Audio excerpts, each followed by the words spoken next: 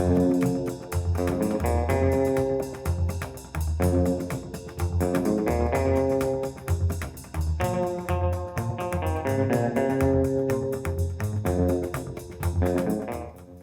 welcome back to the Peculiar Ones podcast. Hope you're having a fantastic year. Today, I am privileged to bring you one of my dearest friends. I've known Miss DeAnna Christmas for over 20 years. Every single phone conversation, interaction, meal, or coffee I've had with DeAnna has inspired me, reminded me, encouraged me. And I just can't wait for you to hear what's going on in her life, why I consider her to be a hero, walking the earth, an angel walking the earth. And again, making this podcast, I was reminded of a few things and learned a few things. So sit back and enjoy 30 minutes-ish with my friend and your new friend, Miss DeAnna Christmas. Amen. Thank you for my friend, DeAnna Christmas. Wow. And welcome to the Peculiar Ones podcast. Well, thank you. And I am really humbled that you're here, sincerely. And 5 months ago, maybe Kath and I said, you know what? We should do a podcast for a year. Yeah. And see if it blesses some folks and encourages people to live as the masterpiece they were created to live as. And we learn from each other. Yeah. And I says, we make a short list. We say, who do we want that we know? Because we're going to meet a lot of people that are walking the earth that we can all learn from, that are embracing the fact that they're unique. They're one of a kind. Right. And so as a result, they can do fantastic things that are against the grain. I hate that word against the grain because that is grainy. Yeah. Like you're rebellious. Yeah. But you've done some things upstream, done some things uncommon. Right. And have blessed some people along the way. And DeAnna Christmas was on my short list. Wow. I'm kind of amazed about that, but okay. Well, you've done some peculiar things in your life. I think I have, yeah. And we are encouraging folks to embrace how they've been created so that they too can do that thing, embrace those seasons, those moments that they are walking the earth for. Okay. And that comes with struggle. Yes. And challenge. Yes. But we learn from each other. Yes, we do. And we are open textbooks that our Creator has put before us. Yeah. And so with that, here's what I want to talk about. Okay. I want to talk about your time at Stanford. I want to talk about you raising two beautiful, competent, confident kids. Yeah. I want to talk about IBM. And I want to talk about your current season as a chaplain. Okay. Those are things I want to talk about and anything else that comes up along the way. All right. Okay? Tell me what you wanted to be at 12 years old. Oh, at 12 years old, that's such a great question. At 12 years old, I thought I wanted to be a teacher.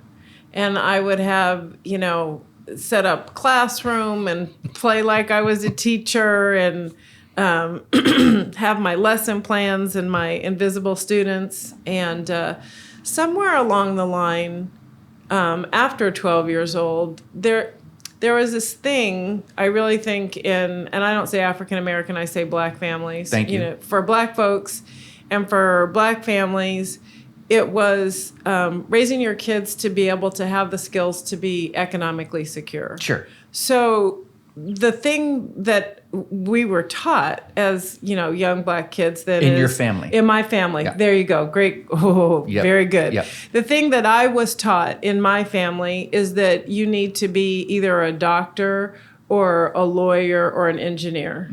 So I kind of scrapped the teacher thing. And I said, well, I'm good at science and I enjoy it pretty much. So I'm going to pursue being a doctor.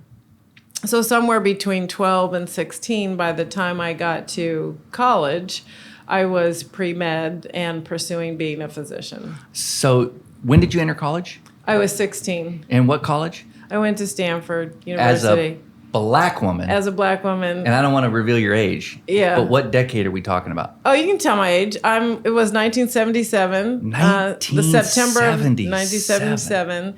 And I'm 58 years old now. So my friend and I, she's still my friend today. where our kids are friends, have grown up together. She and I were the youngest two in the class. We were both 16. She's 6 months older than me. In 77. 1977. And is she a black girl too? She's a black woman too. Wow. We met in our dorm, and I think the most challenging thing about that is at the time, out of the freshman class at Stanford, maybe there was 2 or 3% students who were black. Mm-hmm. So you were the only other. And a woman. And a woman. Yes. A girl. Yes. Not yet a woman. No, not, yeah. Wow. Now in 77, for the people that are just younger than us, Black Panthers are just wrapping up. Yep. Patty Hearst got kidnapped 3 years earlier. Funk is just getting grip. It was getting. Marvin Gaye is still lighting it up. Very much so. Bootsy Collins Bootsy Collins. I mean, whoops, sorry. Come on. Have a flashback. But in that era, Vietnam just coming to a close. Right. I grew up in Oakland. I left Oakland in 76. So you're heading to Stanford. Right. In that, it's remarkable. Yeah. What was the hardest part of that? I think the hardest part of that is that I was trained isn't the right word. I was raised to just believe that I was capable of doing anything, Thank you, Mom and Dad. My parents were just amazing that way. And to reach for the best that you could be, and to also, they assessed each of their children's individual potential, so to speak, and encouraged you to get as far as you can based on your capabilities.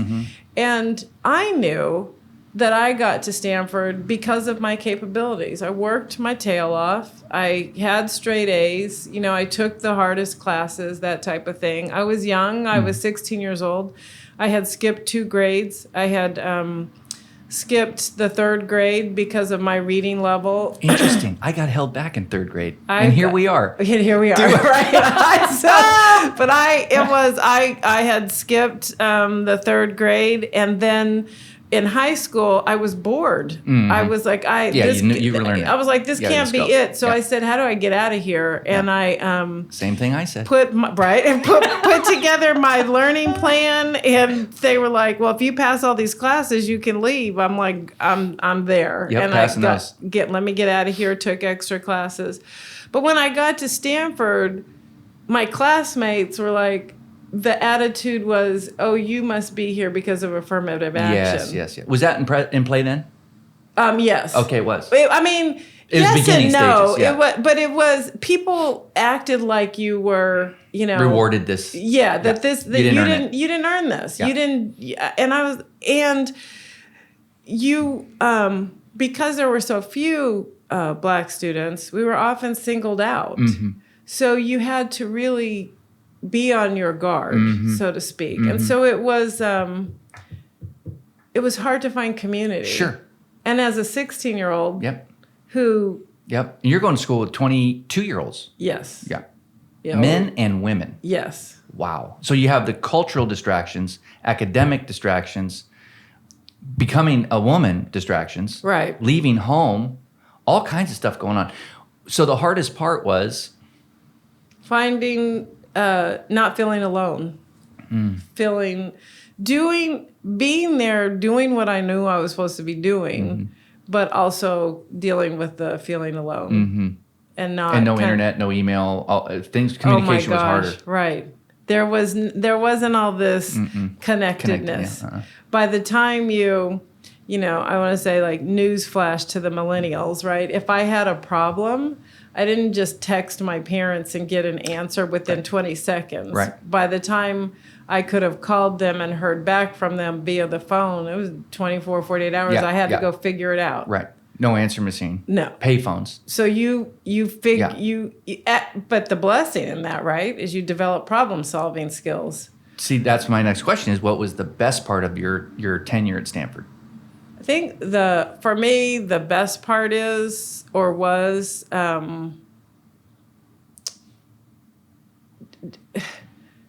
learning how to learn. That's why you go to college. You don't go to college to get a degree. You go to college to learn how to learn, to ask questions and figure out how to constantly be in an asking question mode and learning new things. So the best part was learning how to learn. The most interesting thing, though, in that experience was I didn't, and that's why I enjoy mentoring people so much, is because there weren't people in my family who had a 4-year college experience like that right out of high school. I didn't have anybody mentoring me about how to take full advantage of the experience, right? And so you had to figure it out. I had to figure it out, and I was 16, and so I wonder, looking back, if I would have. There are certain things I would have done differently. Sure. Like I would have taken more advantage of this or that, or tried this or that. So in, going forward, it's why it's so great. And when I look at my kids, that I was able to mentor them differently. And now I think this is every parent's dream. I see them going further than I went. And they experience and explore the world so much differently than I did at that age. And could, yeah. So now it's a beautiful thing to see when you see your kids go to that next level and just engage in the world in a different way. Yeah. It's really powerful. You said something, learned how to problem solve. Yes. And I think that anybody that has to cross the hurdles of going upstream and accomplish what it is to accomplish why they're walking the earth has to learn how to problem solve.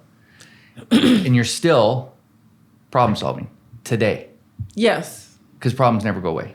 Problems never go away. Yeah. And so when something happens, you look, rather than sit down and say, that's a barrier or a block, well, what are we going to do about it? What are you going to do? See, the key is do, not what are you going to learn about it. No, yeah. What are you going to do about it? Problem solving involves a do. Right. And today it's really easy to go for that. If I just Google the right answer. Yeah. You got to learn how to. Real problem solving, in my opinion, is applying the right answer to your life, which makes information wisdom when you learn how to apply it. Exactly. It's one of the things, we're skipping around a little bit. It's one of the things that my life is skipping around. There we go. So we have a lot in common. It's one of the things that I laughed about so much in seminary when I, went to seminary after I retired, so quote unquote retired from IBM, is that all this theological knowledge, right? And one of my professors, James Noel, who was just instrumental in my life, and he's no longer with us, he said, you are a practical theologian. And I'm like, what the heck is that, right? He's like, it's not just head knowledge that you want. How does this work? So what? Where's it fit? Yeah. I'm always asking when I read something in the Bible, well, like, so what? What does that mean to me today in this life to make, my life or our life better as a community?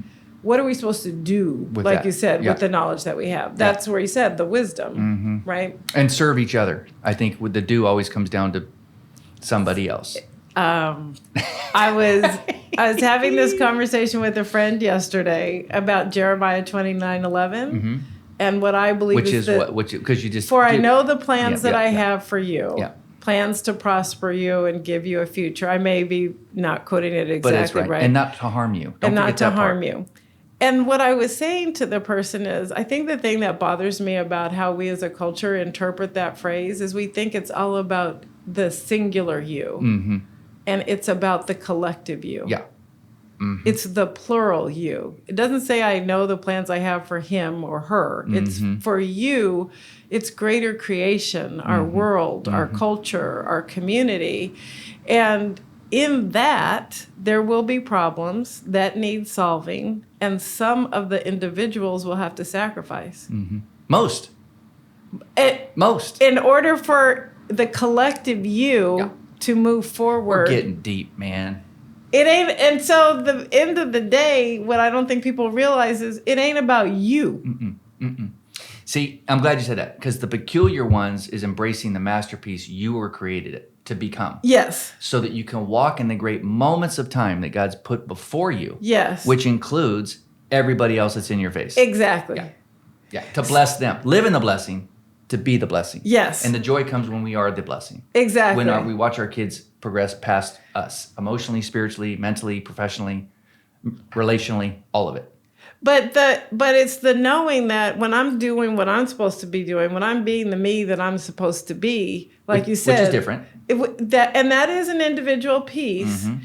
But that doesn't mean that I'm doing it because I want to get something. Now that piece fits in the puzzle of the greater scheme. Yeah. And if we don't become that piece, the puzzle's incomplete. Totally. There we go. Totally. Yeah.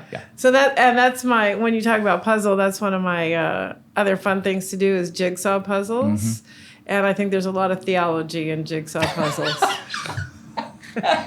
Wait, I still got to go back to, you realized in high school, how do I get out of here? Oh, yeah. And somebody told you take these classes and go. No. What they said is in order to graduate, you have to here's all the requirements for graduation. Okay, so you said not to get out of here. But in my mind, I was saying, how do I get out of here? And they said, well, you have to graduate. And I said, well, what does it mean to graduate? And they said, you have to take all these classes. And I said, so when I complete all these classes, I can leave. And they said, yes. So I went home and I put together a schedule and figured and juggled, paid all the pieces together. And if I take this many classes in summer school, and if I take extra classes during the school year, which was very uncommon then, if I take extra classes during the school year, I can do this thing in 3 years and I can leave because I'm tired of this.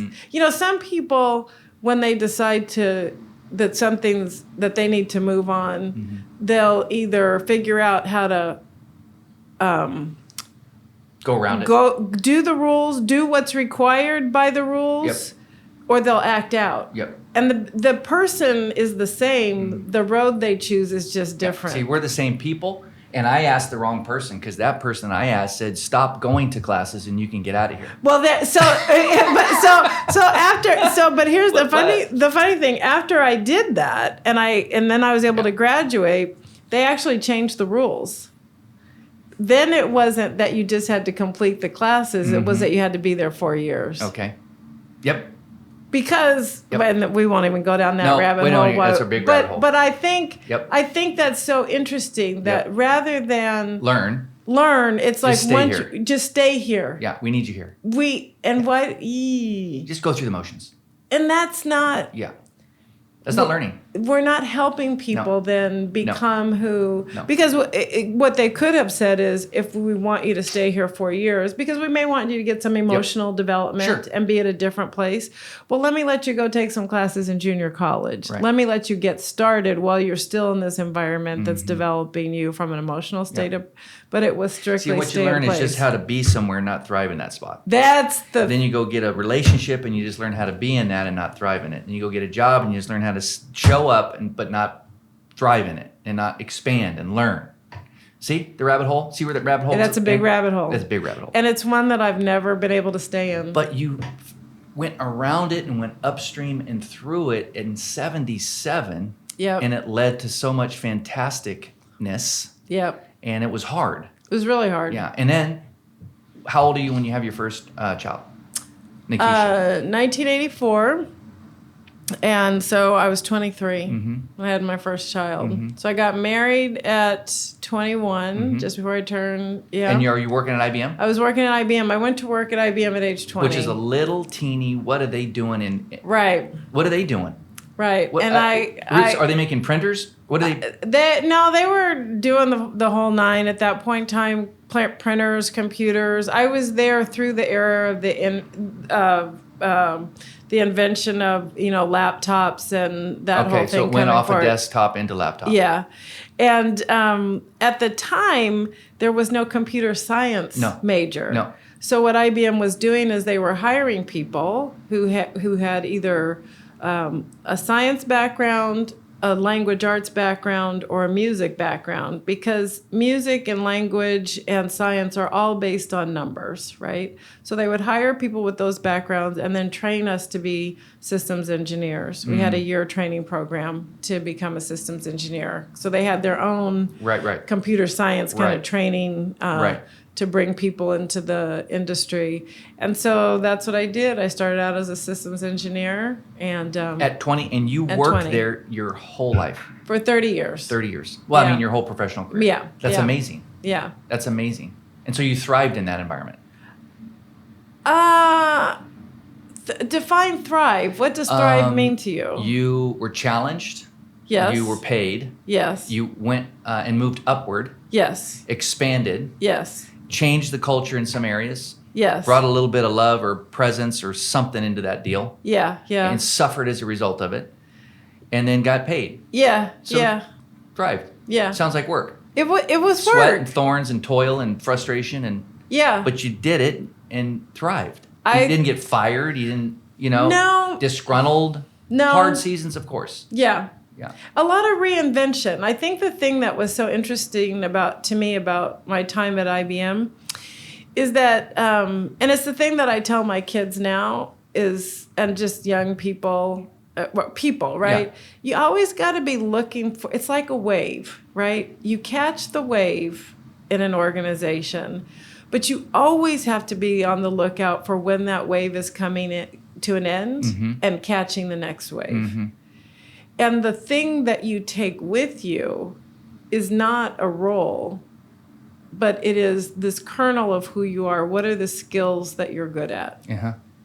And those skills... Not the role. Not the role. What you bring to the role. It's what you bring to the role. So the skills that I always felt like I brought to situations were that I was a good listener, that I was a good problem solver. Which you learned early on. Which I learned, and that I could learn that I was willing to try to struggle through learning new skills. Always lifelong learner. Lifelong learner. So, I left as a pre-med student, wasn't quite ready to, and I thought I was too young to go to medical school. And I was a little tired. I didn't want to do that. So I'll go try this over here. So I'm going to learn how to be an engineer. And after I did it for a little while, I said, I'm not really into this engineering thing. This is not the kernel of who I am. I mean, I've learned it. I could do it, but I didn't like it. And what I enjoyed doing was what people traditionally call human resource type things. Yeah, before there was human resource, you loved it. And I would work with recruiting and hiring and onboarding people and helping to figure out how to pay people equitably, all those types of things. So learned how to solve a different set of problems, right? And but it was always, IBM is, there's a commercial that says, this is not your father's whatever, right, company.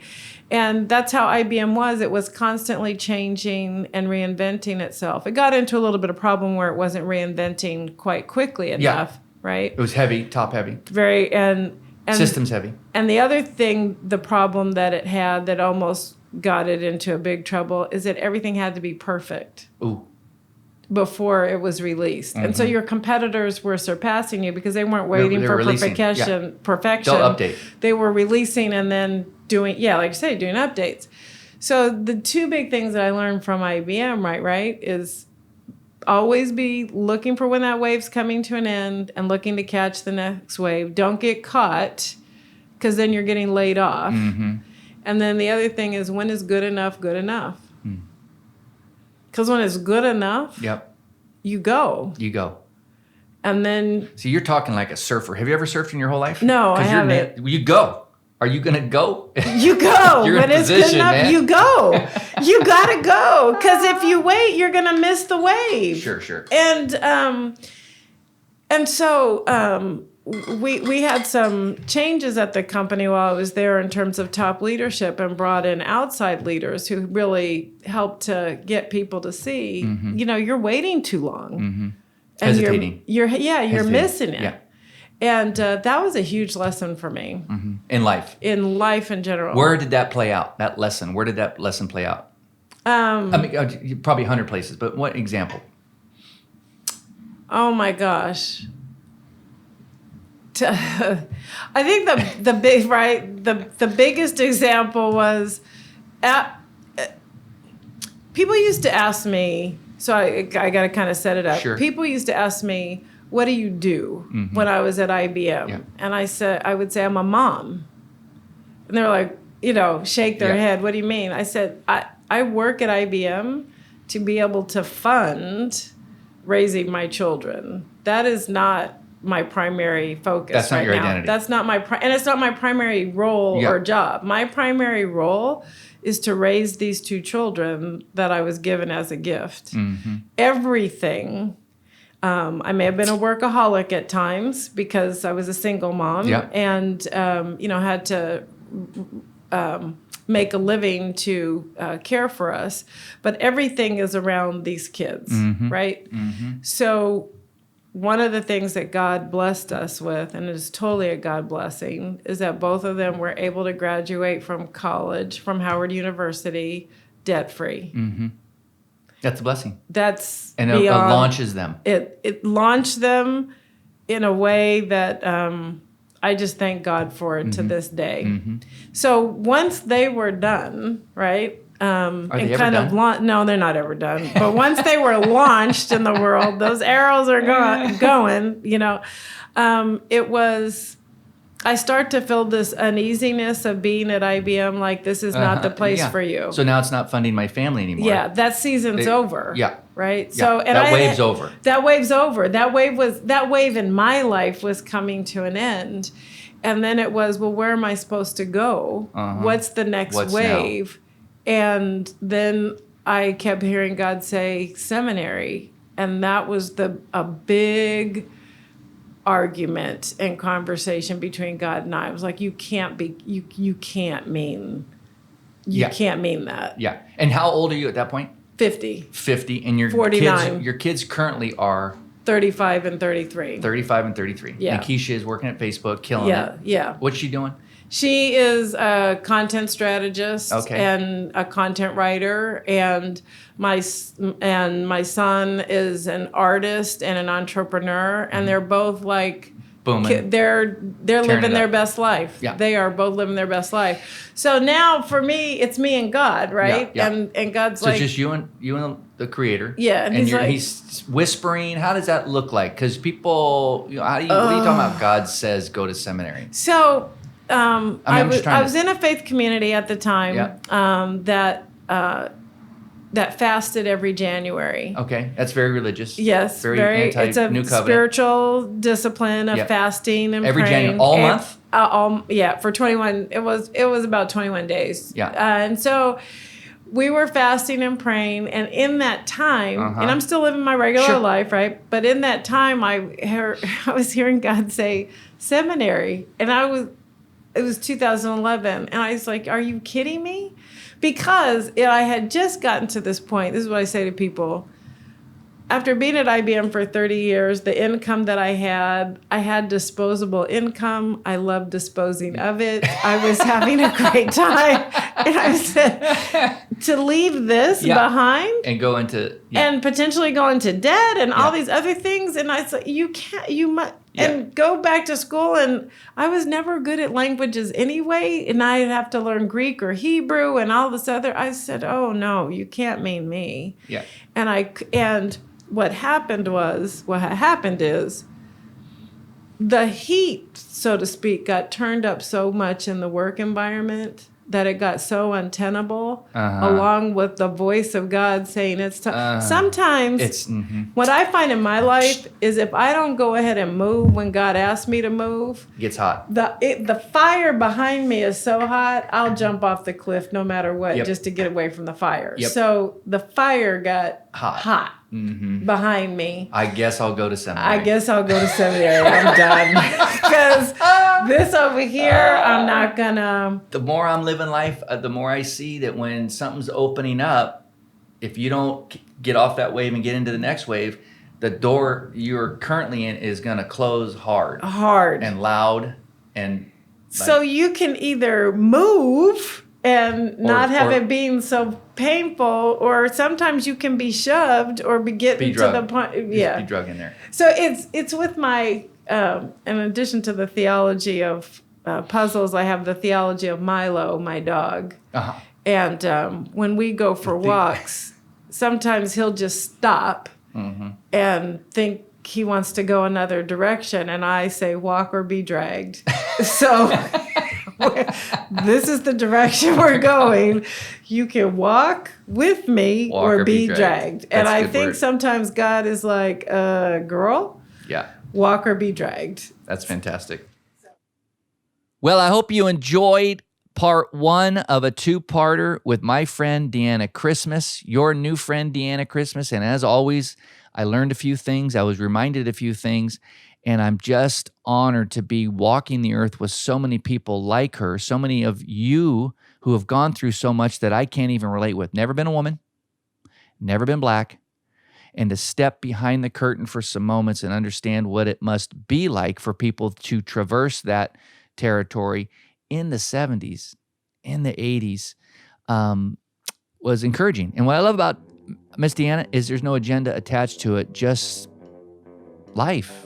And I'm using it for my good and for the purposes of my Creator being able to point to me and show off a little bit, see what I can do, see what I can pull back together, see what I can bring to the planet through people who wrestle with me, accept who they are, where they are, and what time in history they are, and move on, move upstream, do something peculiar.